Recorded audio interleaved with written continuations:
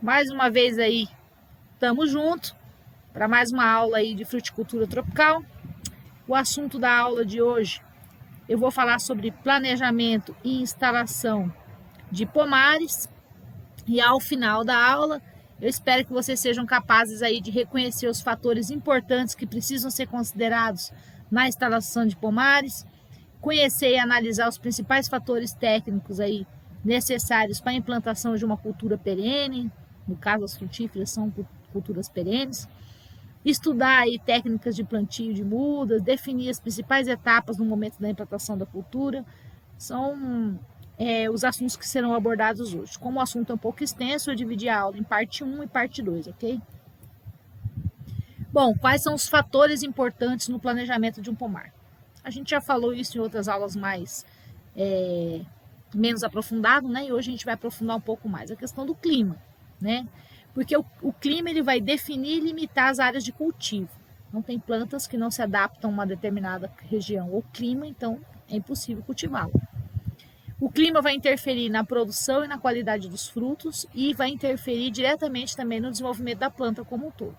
Então a gente precisa entender esse fator tão importante no planejamento de um pomar. Eu vou fazer algumas considerações iniciais sobre o clima. A avaliação climática, né, de uma região, ela vai ter que levar em conta várias informações relacionadas ao clima.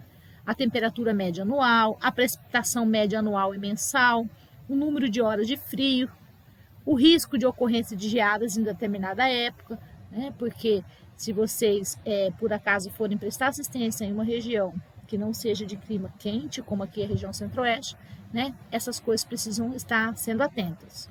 Então, esse estudo, né, sobre as avaliações climáticas é importante, é necessário, porque as frutíferas elas têm diferentes exigências e, portanto, a gente até viu que elas são classificadas em frutíferas de clima temperado, subtropical e frutíferas de clima tropical. Então, a gente precisa considerar, né, esses fatores climáticos. A temperatura, né, é outro fator que a gente precisa estar prestando atenção, porque o desenvolvimento, o florescimento, frutificação de muitas frutíferas cultivadas comercialmente são grandemente influenciados pela temperatura. Então, por exemplo, a gente tem aí abortamento de flores e frutos em pomares de pêssego, por exemplo, observado quando as temperaturas ficam superiores a 25 graus, porque o pessegueiro é uma planta de clima temperado, né?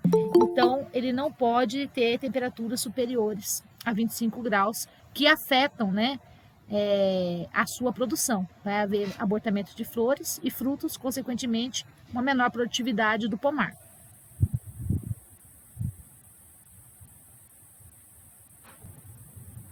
Então, com base nessa informação, né, que eu passei sobre o pessegueiro, especificamente, né, a gente, quando vai avaliar a viabilidade de um local, a gente precisa prestar atenção para a implantação de um pomar, se ele tem temperaturas, quais as temperaturas médias da região, o qual você, como técnico, foi convidado para implantar o pomar. Então, as plantas de clima temperado, elas necessitam de períodos de baixas temperaturas no inverno para que haja a superação da dormência, né? Então, precisam de temperaturas inferiores ou iguais a 7 graus Celsius, né? 7,2 graus Celsius, passar um período sobre essa temperatura e depois disso haverá quebra da dormência e aí haverá a emissão floral e a produção, né, de frutos. Então, se você quer colocar, por exemplo, eu coloquei essa informação que é importante porque muitas pessoas perguntam, por que a gente não produz maçã no Mato Grosso? Queria produzir pêssego no Mato Grosso, né? Por conta dessas questões. A gente tem períodos, né? Uma quantidade X de dias com temperaturas iguais ou inferiores a 7,2 graus, né? Que permite a quebra da dormência e produza a planta saia do estágio vegetativo, vá para o estágio reprodutivo, haja quebra de dormência, né? Começa a emitir brotação, né, e frutificação. Então, isso não acontece. Então, por isso que a gente não tem essas frutas aqui, porque elas são de clima temperado. A gente vai conversando ao longo da aula sobre isso. Precipitação é outra condição climática também do clima bem importante, né? uma precipitação muito excessiva no período de florescimento pode diminuir taxa de polinização, consequentemente diminuir a produção das plantas. Em região com excessivas precipitações, pode lixiviar os nutrientes dissolvidos aí na solução do solo. Em média, né, a região apta para fruticultura tem que ter no mínimo uma precipitação média anual de 1.000 milímetros, ok? Umidade relativa do ar é outra condição climática também que deve ser considerada, né? Pomares onde a umidade relativa do ar é muito elevada, né, em determinados períodos aí do desenvolvimento da cultura, tem o maior risco e incidência de doença, né? Se tem mais incidência de doença, há uma maior aplicação de agrotóxico, isso eleva o custo da produção. Então, a umidade relativa do ar é bem importante na avaliação das condições climáticas da região quando a gente deseja fazer um pomar, né? E ela pode ser, inclusive, um dos fatores que contribui para o sucesso ou para o fracasso do empreendimento. Vento, né? O vento, ele favorece a circulação, ele renova constantemente o ar, né, ao redor da planta, ao redor do vegetal, e ele é precioso para auxiliar na polinização das plantas. A gente sabe que a maior parte das frutíferas são de polinização entomófila, realizada por insetos, e o vento tem uma ação direta sobre essa taxa, porque vento muito forte dificulta a atividade dos insetos polinizadores, e aí o pólen e o estigma desidratam rapidamente e a flor fica inviável, né, inviabilizando assim a polinização. Horas de frio, né? Então a gente sabe aí que plantas de clima temperado, né, ela precisa de determinadas horas de frio. Então, para que a planta sobreviva aí aos períodos invernais, o que é período invernal? É uma denominação atribuída ao inverno, né?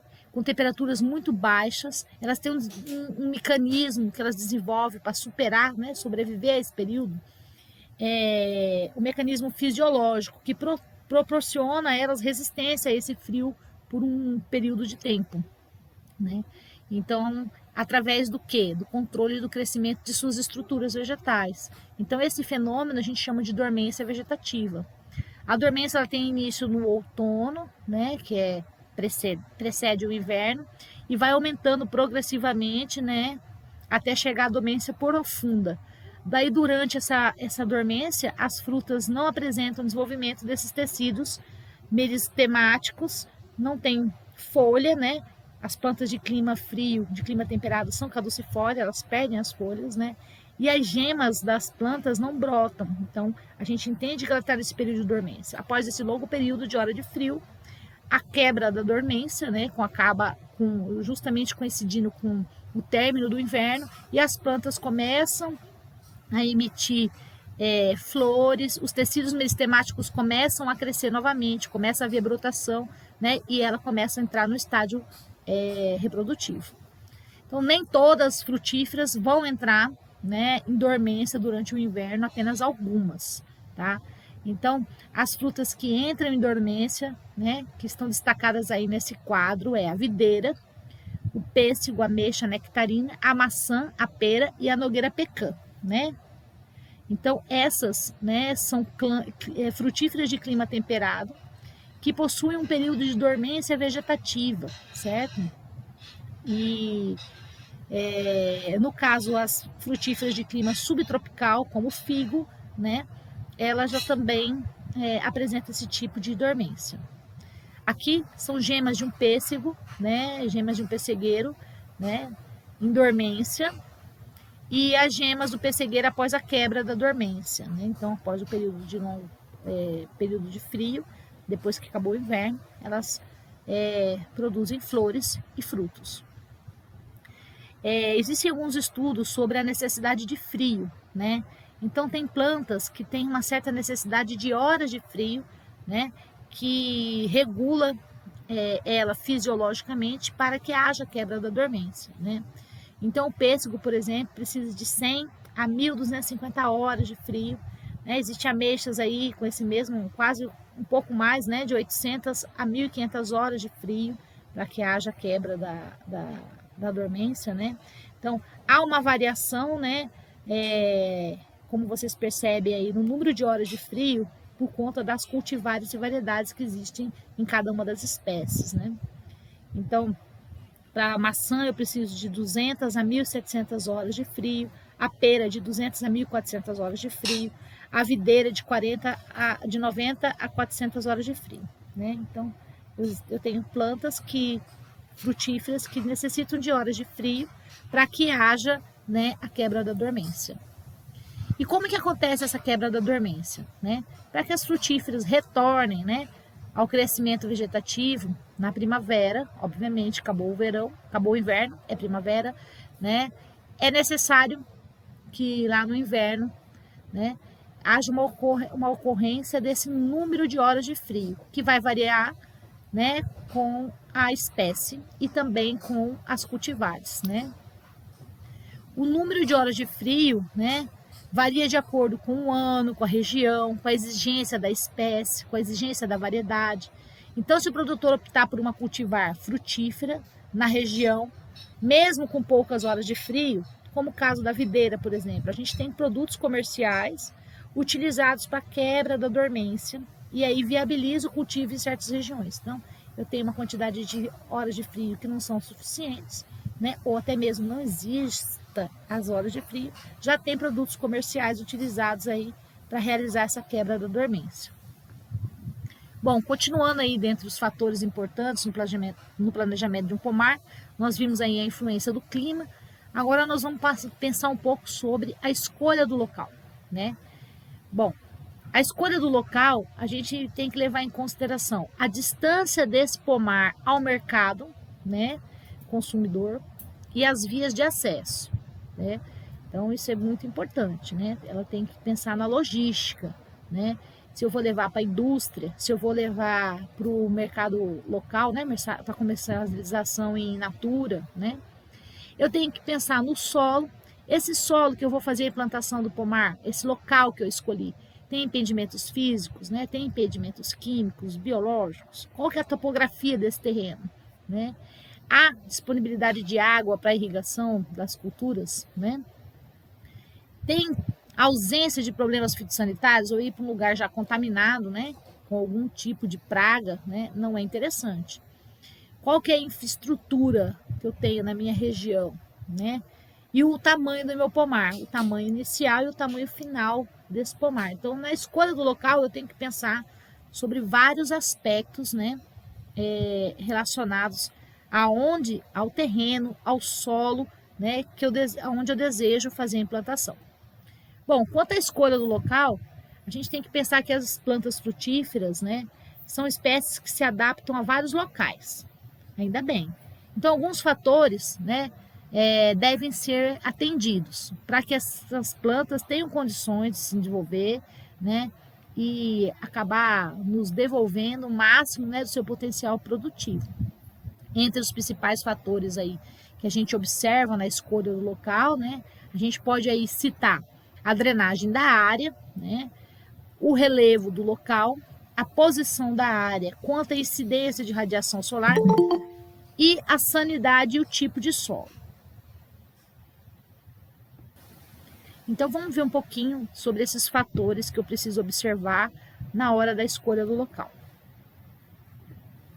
O relevo, né? Na escolha desse local para me implantar a minha frutífera, né? O relevo, caso ele seja ondulado, eu tenho que fazer, por exemplo, em patamares para facilitar a mecanização das atividades diárias. É possível observar um pomar bem manejado de forma que permita a mecanização e práticas culturais, né, nessa imagem, né, que são a implantação de frutíferas em patamares para facilitar a mecanização. Então, caso o terreno seja ondulado.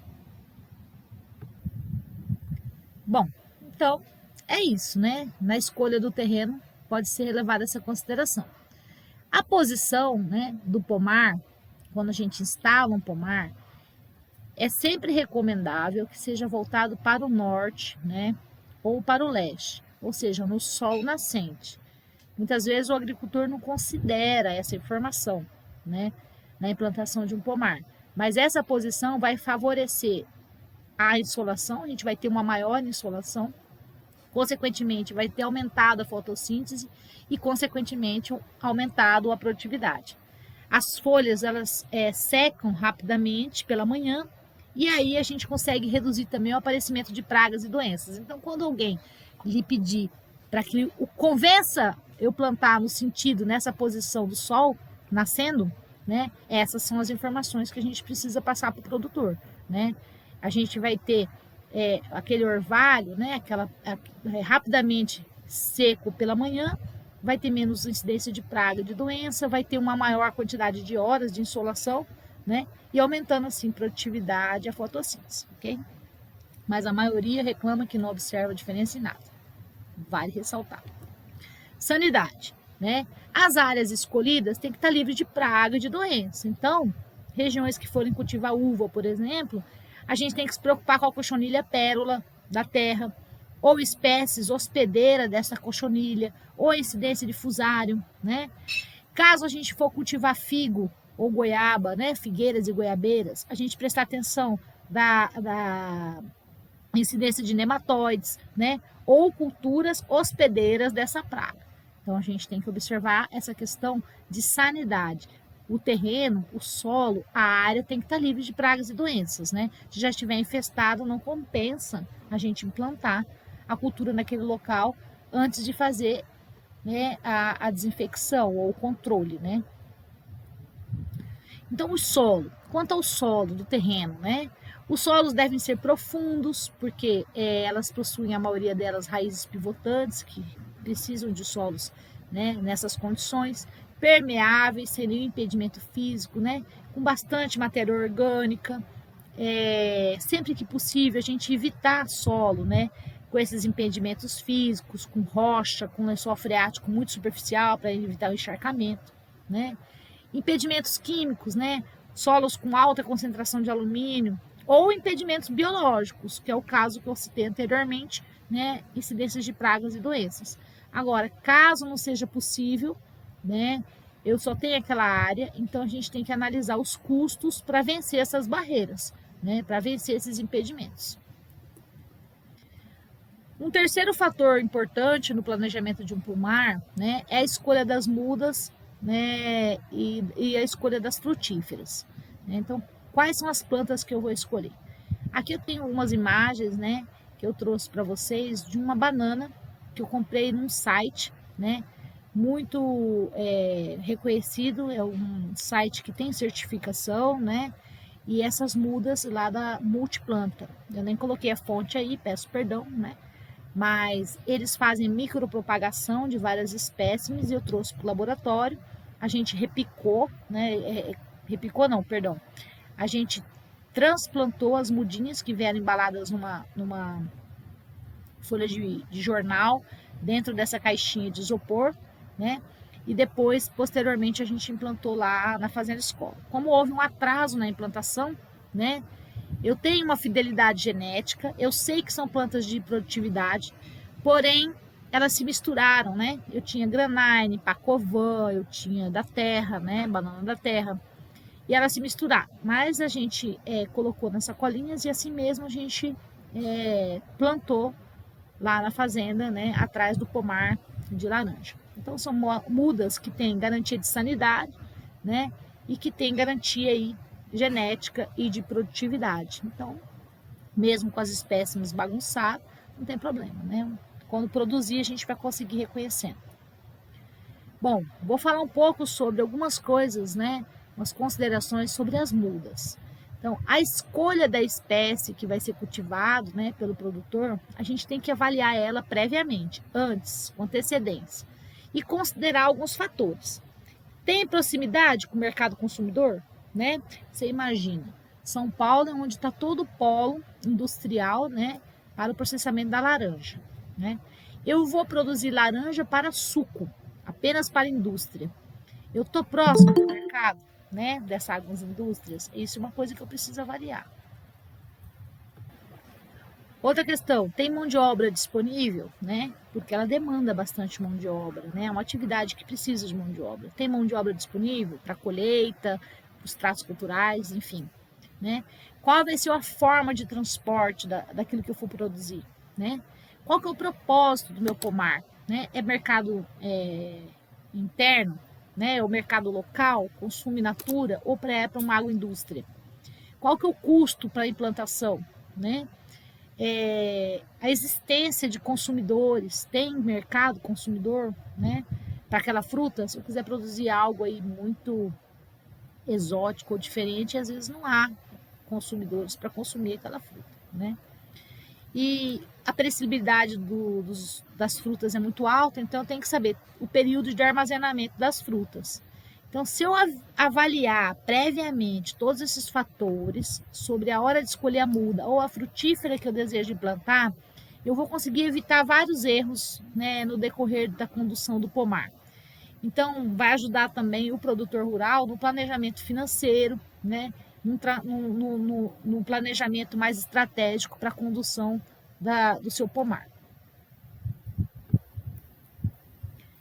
Outra questão é a qualidade das mudas, como eu havia falado. Ela tem que ter garantia genética, ela tem que ter garantia de produtividade, ela tem que ter garantia de sanidade. Então, esse é um fator que contribui para um pomar altamente produtivo, né?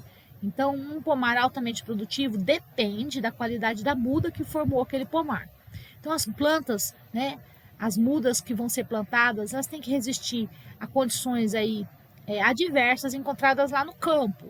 Temperatura elevada, período com falta de água, danos causados por pragas e doenças, né? E ainda assim apresentar um crescimento bem desejável. Então, com tantos fatores aí bióticos, né, adversos que as mudas podem encontrar a campo, é indispensável, né, a gente encontrar aí mudas, adquirir mudas, né, e plantar mudas com alta qualidade e vigor, tá? Um grande vigor.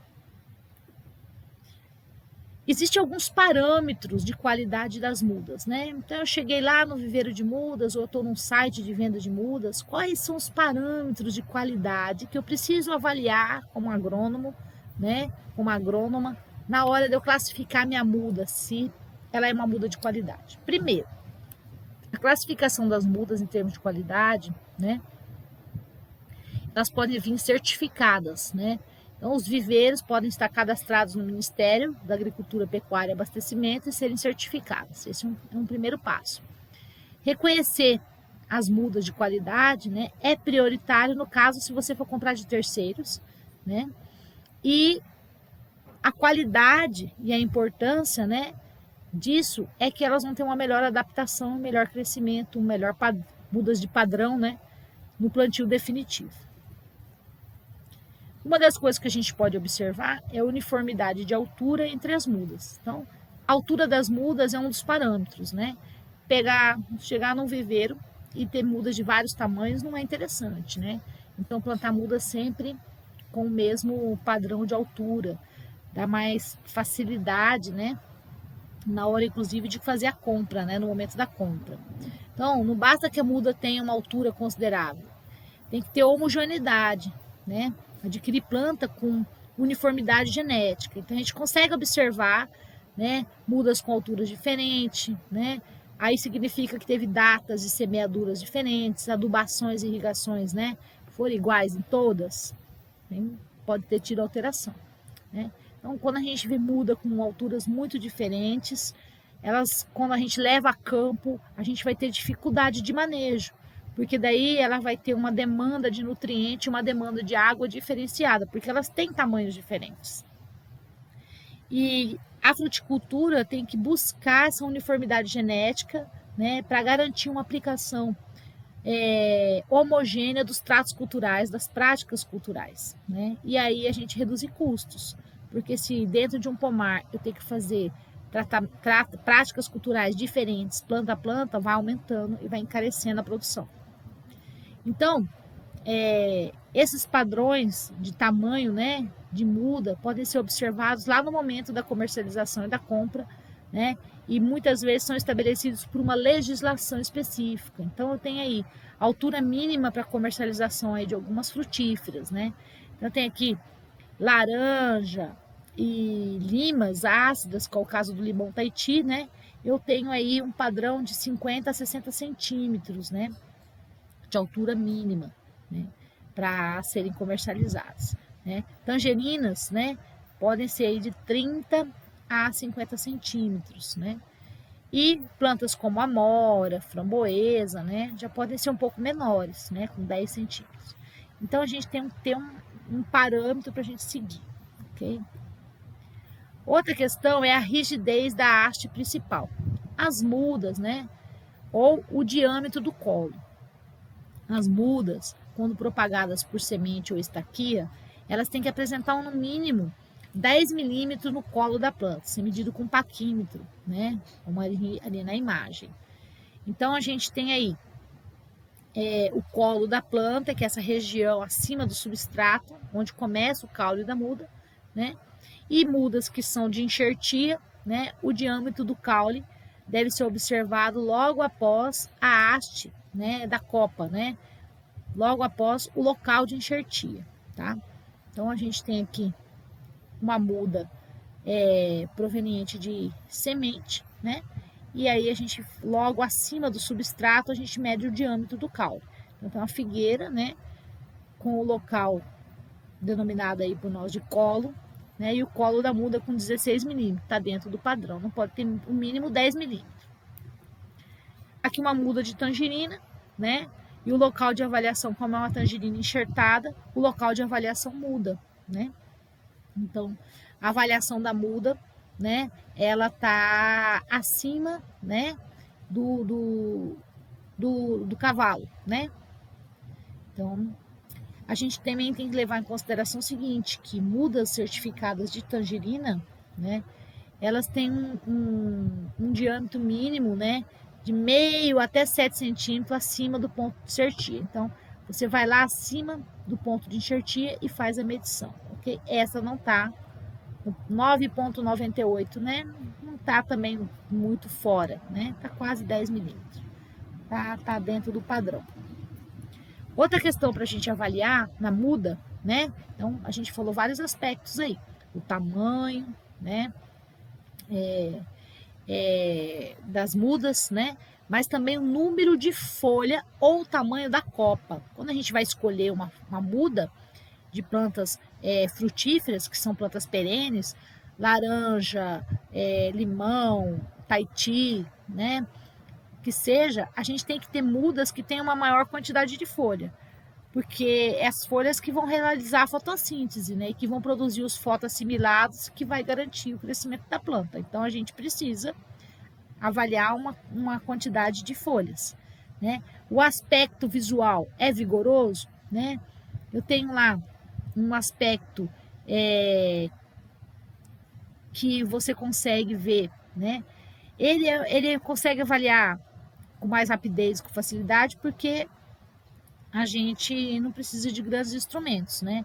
Uma fita métrica, um paquímetro, como foi no caso da medição do colo da planta. Mas você consegue ver se ela não está apresentando sintomas de deficiência nutricional, né?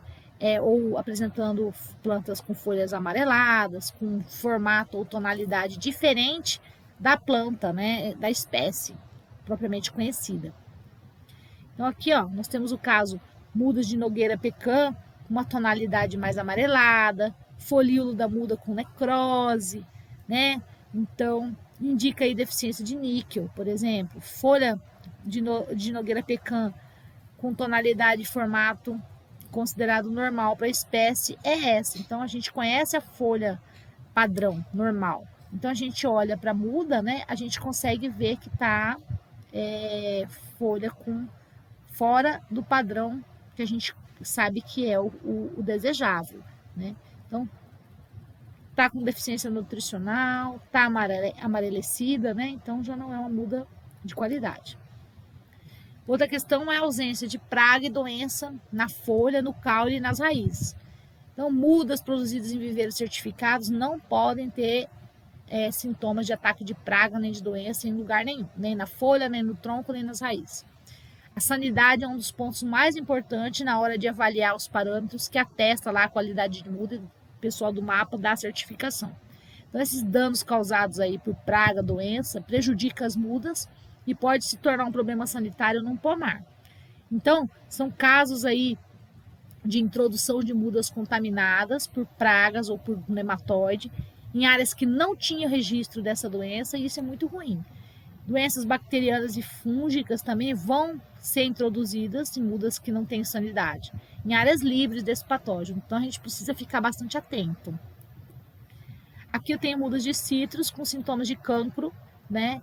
Um detalhe aí da folha com sintoma típico de cancro cítrico e da folha sofrendo um ataque de pulgão e de larva minadora. Então a gente consegue observar a muda de laranjeira contaminada por esses sintomas, que é a principal doença. O cancro cítrico é uma das principais doenças, né, dos citros, além do ataque de pulgão e larva minadora, né? Então a gente consegue observar. Essa já não é uma muda de qualidade. Pragas e doenças, né, das mudas. Cada espécie frutífera vai sofrer um ataque de pragas e doenças específicos. Quando a gente começar a estudar as espécies específicas, a gente vai perceber. Mais sintomas aí visuais de ataques, né, de pragas e doenças, é importante ser visualizado, né? Porque se a gente conseguir realizar esse diagnóstico, né, a gente evita levar isso para locais onde não há incidência da praga e da doença. Então, algumas pragas e doenças podem vir lá do viveiro, né, e em diferentes espécies, né, das mais variadas. Há necessidade da gente observar a ausência de plantas daninhas no substrato. A grande maioria das frutíferas, obviamente, né, como qualquer planta, é sensível à competição de plantas infestantes, né, de plantas daninhas. Então, as plantas infestantes, as plantas daninhas, elas vão competir por água, por nutriente, por luz, né? E as plantas vão apresentar um crescimento, as plantas frutíferas vão acabar apresentando um crescimento reduzido, e em casos severos vão até morrer por conta dessa competição. Então, uma maneira de não aumentar o número de plantas daninhas, né, é evitando a entrada de novas espécies daninhas na área via muda de viveiro, via substrato. Uma das principais formas de infestação é através de substratos onde as mudas são cultivadas. Então, a gente precisa observar isso. Se o substrato onde ela está sendo comercializada, né, não está contaminado com plantas daninhas. Então, as embalagens de mudas têm que estar isenta das plantas daninhas, né? Isso a gente consegue diagnosticar só observando a muda. Então, se você chegou lá e viu a sacolinha, né, com as plantas infestantes, né, é optar por mudas que não tenham esse tipo de planta desenvolvida no substrato da embalagem. A gente percebe até que há sintomas já de deficiência nutricional, talvez até por competição das mesmas, né? Então, a gente consegue ver aí desenvolvimento de plantas na embalagem e plantas desenvolvendo no substrato. Então, a gente consegue ver em detalhe essas invasoras aqui na foto. Isso não é adequado, né? E não deve acontecer. Raízes e partes aéreas precisam estar bem desenvolvidas, precisam estar isentas de nematóide. As raízes são essas estruturas que vão buscar água, que vão buscar nutriente. Então, adquirir muda com o sistema de radicular comprometido, né, já é perigoso. Então, a gente tem que ter um sistema radicular bem desenvolvido. Isso é muito importante. Então, para fazer a avaliação desse tipo de parâmetro, a gente tem que fazer uma amostragem, escolher aleatório uma muda lá do viveiro, destruir para avaliar o sistema radicular se ele não está comprometido. Sempre optar por mudas que não tenham presença de nematóide, né? Essa praga ataca o sistema radicular, vive no solo do substrato da muda e do pomar. Então a gente consegue aqui na imagem observar o sistema radicular da muda de uma figueira parasitada por nematóide. Então a gente tem que evitar a aquisição desse tipo de muda, né? Ela tem que estar isenta de parasita. O sistema radicular tem que ter outras características também bem importantes que garante o crescimento das mudas quando transplantada lá no pomar. Então aqui eu tenho uma muda de figueira, né, com o sistema radicular, né, todo comprometido por nematóide. E a embalagem para as mudas? Bom, como as mudas de frutíferas normalmente são produzidas em embalagens, sacolinhas plásticas, né, é normal que na hora de desenvolver as raízes, né, o tamanho da embalagem pode ser limitante ao crescimento do sistema radicular. Então a gente tem embalagens muito pequenas ou muito estreitas para uma planta que vai ter que ter um maior desenvolvimento radicular antes de ir para o produtor, antes de ir a campo. Então a gente tem que observar o sistema radicular, a existência de raízes noveladas, de raízes enroladas no fundo da sacola. Se você observar que tem raízes enroladas, noveladas, é importante saber, né, o momento de plantio, né, para que essas raízes no ato elas sejam eliminadas, ok? Então, aqui a gente tem o sistema radicular enovelado de uma muda de Nogueira Pecan. Se precisa cortar o fundo, né, pelo menos uns 5 centímetros dessa sacolinha para retirada desse novelamento, né? Então, essas mudas que tem esse sistema radicular enovelado podem ser adquiridas, mas quando elas estão muito enoveladas, né, é indicativo que a muda já tem mais de 2 anos, né? E é considerado já uma muda velha. Outra questão é a relação parte aérea sistema radicular. Então, são várias características morfológicas que a gente vai avaliar numa muda de frutífera. Mas a altura, né, entre a parte aérea da muda e o sistema radicular também é uma coisa que a gente precisa observar. O crescimento do sistema radicular acompanha o crescimento da parte aérea. Então, se a gente tiver mudas que tem uma parte aérea muito maior que o sistema radicular, fique atento, é problema. Então, a gente tem que ter aqui uma muda de goiabeira, onde a parte aérea é muito maior do que o sistema radicular. Então, mudas que tem a parte aérea muito maior que o sistema radicular, pode ter problema de crescimento quando plantada a campo. Então, em geral, né, como regra, a parte aérea tem que ter no máximo 3 vezes a altura da embalagem onde a muda foi plantada. Então, são questões práticas que a gente pode observar no ato de adquirir uma muda, né? Conhecer o porta-enxerto e a variedade da copa. Essa é uma outra questão, né? O porta-enxerto e a variedade da copa tem que ser identificados, né, na muda. E, se possível, o comprador tem que conhecer as matrizes, né? Saber se é uma boa matriz, se ela não tem nenhum problema de praga ou doença, se ela tem sanidade.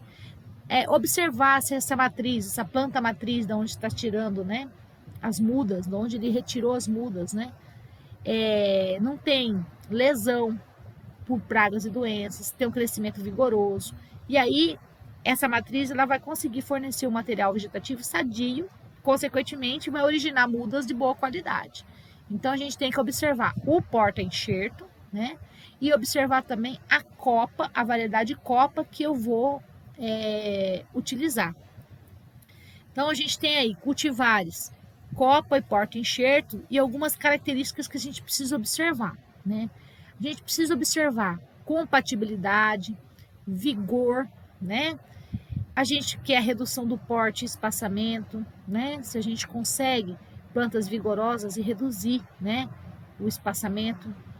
Produtividade, qualidade dos frutos, né? Então a gente observa tudo isso, né, nas matrizes. Precocidade de produção, época de maturação, se são tolerantes ao estresse hídrico, se são plantas adaptáveis ao solo e exigências nutricionais onde eu desejo implantar, se são tolerantes a pragas e doenças. Então, quanto ao porta-enxerto, né, quanto ao cavalo, eu preciso olhar essas características. E a copa, né?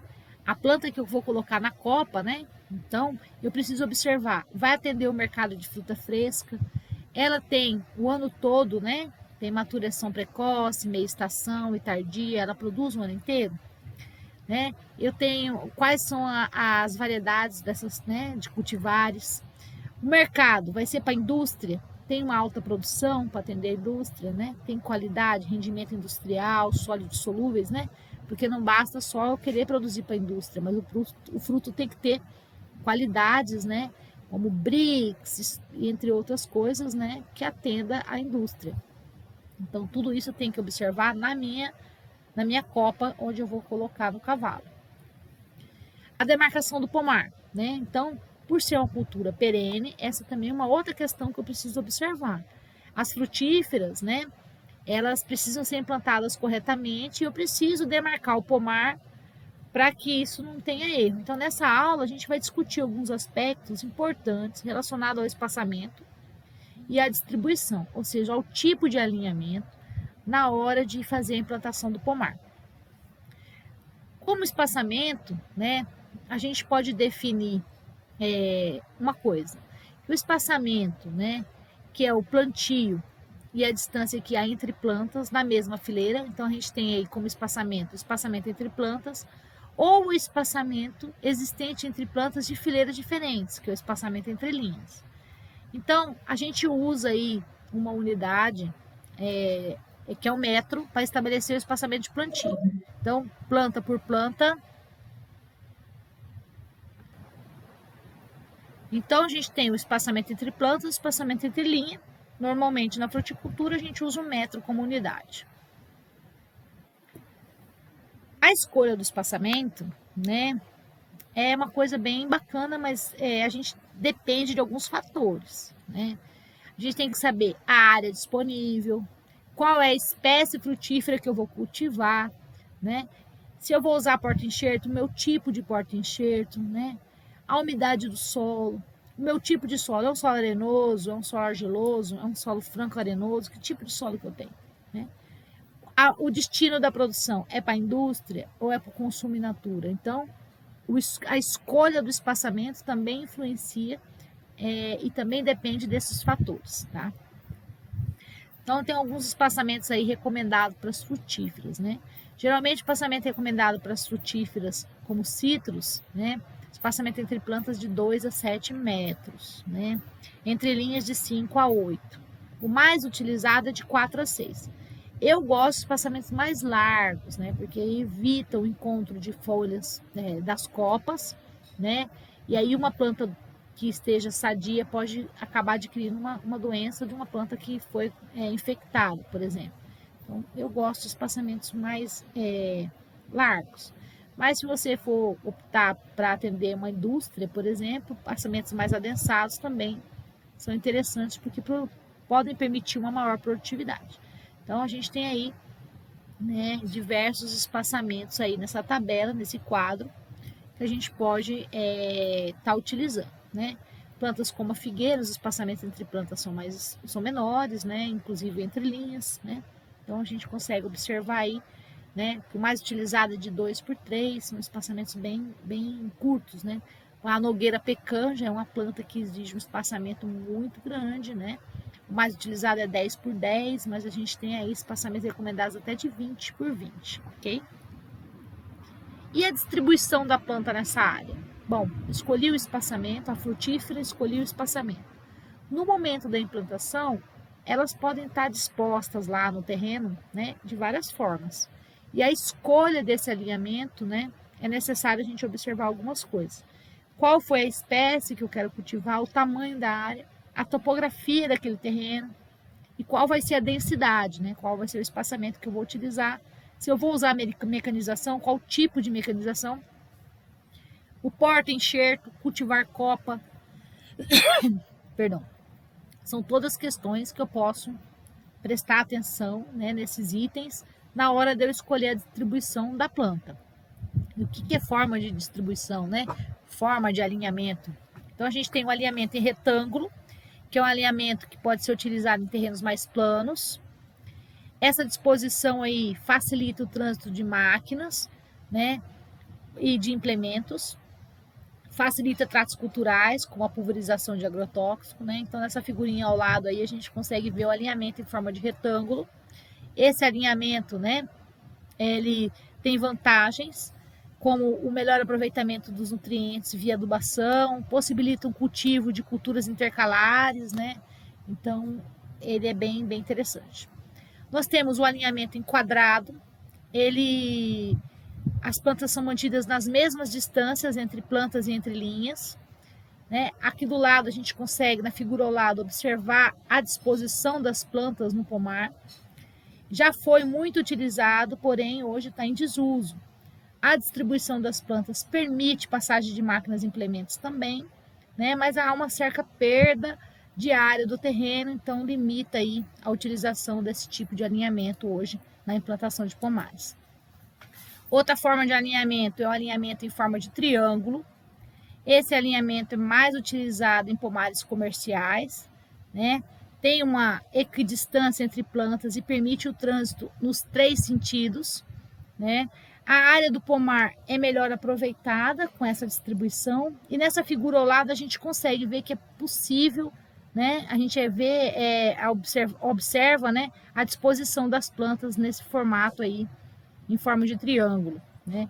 Um dos motivos para a adoção dessa disposição de planta é a utilização do terreno, que ela consegue ser maximizada. A gente tem um aumento aí de 15% no número de plantas por área em relação ao sistema quadrado, se for fazer uma comparação. Outra forma de alinhamento é o plantio em fileiras paralelas ou em terraço.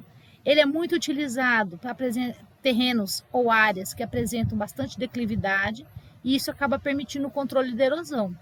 Então, nessa forma de disposição, é mantido uma distância constante entre linhas, né? E as fileiras são marcadas a partir de um terraço, em ambas direções, né? Para cima e para baixo. Então, a gente consegue ver aqui essa situação, né? As plantas, elas ficam em nível, né?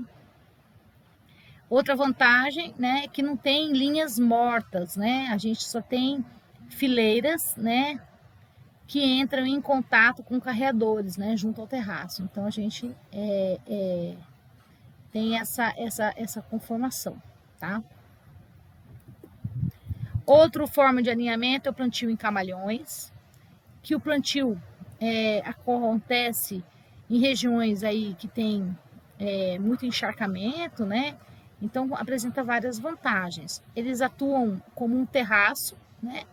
Mas eles controlam a erosão e viabiliza aí o plantio de frutíferas em locais muito úmidos ou que tem um lençol freático muito superficial. A desvantagem, né, é que durante o período da seca, a rápida perca de solo, né, de água no solo, perdão, né, e o uso da irrigação aí é um jeito de solucionar esse problema. A gente consegue visualizar, né, o cultivo em camalhão, né? Esse pode ser feito também com os arados de disco ou em canteiradeiras, tá? O que eu tinha para esse primeiro momento era isso. Espero que tenham gostado. Qualquer dúvida, me chamem.